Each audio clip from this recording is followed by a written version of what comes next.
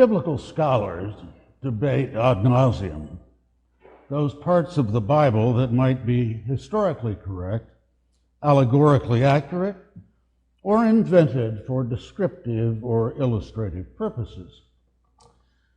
In today's gospel reading, Nathanael's response to Philip, "Can anything good come out of Nazareth?" must be genuine. It's too cynical to be an invention. Still, it's a fair question.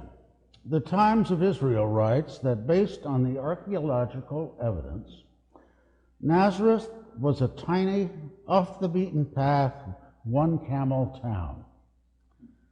The article continues, "It wasn't located on a roadway, so people didn't go through Nazareth unless they specifically wanted to go there. Rather than condemning Nathanael's suspicion, we should accept it as one of the real difficulties in Jesus' ministry." The presumption that nothing good can come from Nazareth reminds me of the biases, geographical and otherwise, so prevalent in our world. Oklahoma is a frequent target. Many of us have personally experienced that.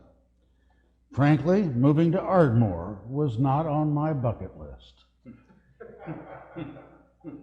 But missing this opportunity would have been tragic for me. Why is it that, like Nathanael, we approach so many situations in life with a skeptical or pessimistic attitude? Or perhaps more important, what do we miss when our biases blind us to new ways of thinking? Events these days, and by that I mean the pandemic and the political turmoil that we've seen turn violent, may feel like justifiable excuses for looking at the world through a negative lens.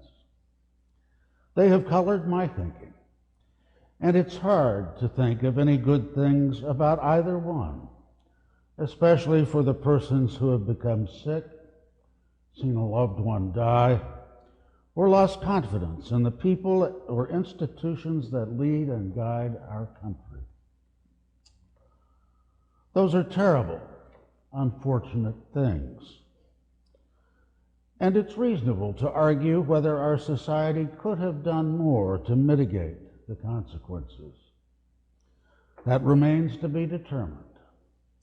We should, and most likely will, spend a great deal of time and effort and energy to investigate the failures, whatever those might be, and prevent their recurrence. But, and it's a big but, what's going on in our world now should not cause us to lose hope. Hope is foundational to our faith, and without it, we risk the right to call ourselves Christian. Generations before us have faced much greater trials. In the first years of the church, belief in Christ could lead to death. As the Roman Empire crumbled, attacks by invading armies could lead to poverty, slavery, and death. Plagues of all sorts were regular occurrences.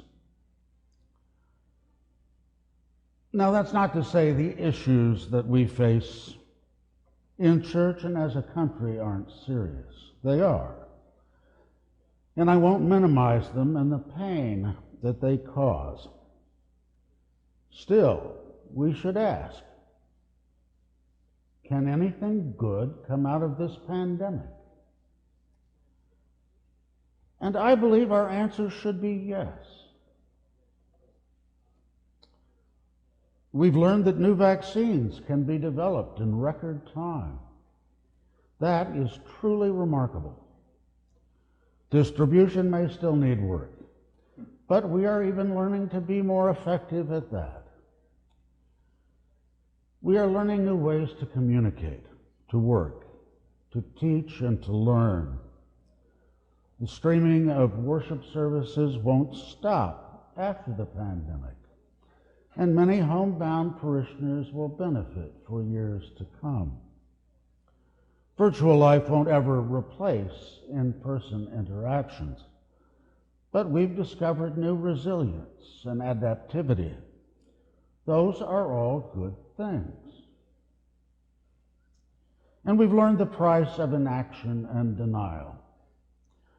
Some people think pandemic deaths are overstated, while others claim the reverse. Either way, we're talking hundreds of thousands of people. Someone I worked with for several years died yesterday of COVID, less than 1 month following retirement. And it broke my heart. But we can also ask, can anything good come from the political chaos we're experiencing? That answer, too, should be yes, if we choose to see it. We have learned that millions of Americans feel disenfranchised and unheard. That cannot continue. We also now know how easily it is for politicians and pundits to warp the collective conscience of millions of Americans. That must stop. From the right and from the left, those who spew hatred and division, regardless of party, must be held to account. Violence cannot be tolerated. When our hearts and minds are clouded by suspicion, distrust, anger, and animosity, we cannot possibly see the goodness that surrounds us. For everything in life that is broken, much more functions properly and to the benefit of all. For every person who wants to hurt, there are countless more who want to help and heal. We are Christians because of our common health, welfare, and life together are vastly more important than our disagreements and divisions. We all have a right to speak. We each have a right to be heard. We are all children of God, and we are called to love and cherish all of God's people.